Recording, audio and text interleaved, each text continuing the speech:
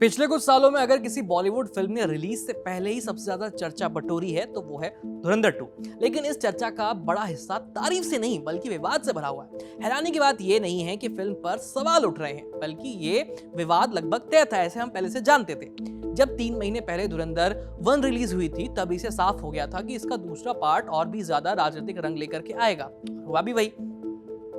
पहली फिल्म पर भी प्रोपेगेंडा का आरोप लगा था। वजह थी उसकी कहानी की भाषा, भाव और प्रस्तुति, और जो कहीं ना कहीं देश की मौजूदा राजनीतिक विचारधारा से मेल खाती हुई नजर आती है। लेकिन धुरंधर 2 ने इस बार कोई पर्दा नहीं रखा है। फिल्म सीधे सीधे राजनीतिक घटनाओं और चेहरों को कहानी में शामिल करती हुई चलती है। फिल्म की कहानी में भारत की सत्ता बदलने के साथ साथ एक बड़ा बदलाव आता है। पाकिस्तान में मिशन पर तैनात भारतीय जासूस को नई सरकार आने के बाद से खुलकर ऑपरेशन चलाने की छूट मिलती है। ये फिल्म में साफ साफ दिखता है। स्क्रीन पर प्रधानमंत्री का शपथ ग्रहण भी दिखाया जाता है और कुछ ही देर बाद नोटबंदी जैसे बड़े फैसले को लेकर भी वो कहानी में जोड़ दिया जाता है। ये सब कुछ बहुत सीधे तरीके से दिखाया गया है, जिससे फिल्म पर राजनीतिक झुकाव का आरोप और तेज हो गया है। लेकिन असली विवाद यहीं खत्म नहीं होता। फिल्म में पाकिस्तान से चल रहे आतंकी नेटवर्क को पंजाब की ड्रग्स की समस्या और हिंसा से जोड़ा गया है। इस कड़ी में एक और अहम किरदार जुड़ता है उत्तर प्रदेश का एक चर्चित नेता। फिल्म में उसका नाम बदल दिया गया है, लेकिन उसकी छवि, स्टाइल और बैकग्राउंड देखकर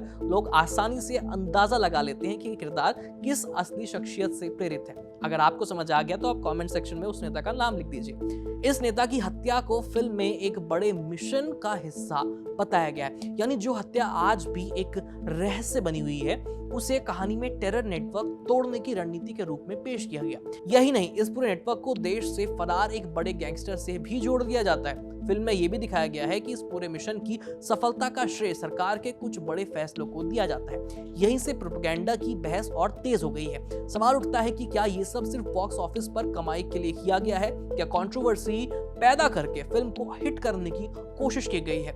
सच ये है कि आज के समय में केवल विवाद के सहारे आप कोई फिल्म हिट नहीं कर सकते। ये आसान नहीं है। कुछ साल पहले ऐसी फिल्में जरूर आई जिन्होंने सेंसिटिव और राजनीतिक मुद्दों को इमोशनल अंदाज में पेश करके बड़ी सफलता हासिल कर ली, लेकिन उसी फॉर्मूले को दोहराने की कोशिश करने वाली कई फिल्में बुरी तरह से फ्लॉप रहीं।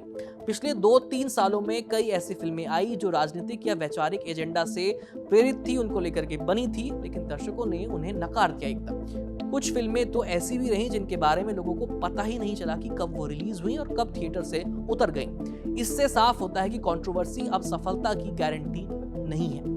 तो फिर धुरंधर 2 क्यों चल रही है? इसका जवाब फिल्म की कहानी में छिपा हुआ है। फिल्म का पहला हिस्सा हीरो जसकीरत सिंह रांगी की कहानी पर केंद्रित है। उसका सफर, उसका मिशन और उसकी पर्सनल जर्नी दर्शकों को बांधे हुए रखती है। यहाँ राजनीति सिर्फ एक हल्का सा तड़कावर है जो कहानी को और रोचक बना देता है। दूसरे हिस्से में राजनीति का दो थोड़ा सा जरूर बढ़ गया है, लेकिन फिर भी वो पूरी कहानी पर हावी नहीं होता, उसका एक पार्ट है। असल में फिल्म का केंद्र जसकीरत की कहानी ही बनी रहती है। यही वजह है कि दर्शक फिल्म को सिर्फ राजनीतिक नजरिए से नहीं बल्कि एक एंटरटेनिंग और इमोशनल कहानी के रूप में भी देख पा रहे हैं। इसे इस तरह से आप समझ सकते हैं कि जैसे खाने की थाली में कई चीजें होती हैं, मेन डिश, मिठाई और साथ में चटनी। धुरंधर 2 में राजनीति उस तरह की चटनी है जो स्वाद को बढ़ाती है, लेकिन पूरी थाली पर उसका बेस नहीं टिका हुआ है, थाली उस पर नहीं टिकी है। दर्शक अपनी पसंद के हिसाब से तय करते हैं कि उन्हें किस चीज का स्वाद ज्यादा लेना है। बाकी आपको धुरंधर 2 में क्या अच्छा लगा है, कमेंट सेक्शन में लिख करके भेज सकते हैं। मेरा नाम है आयुष, देखते रहिए। धन्यवाद।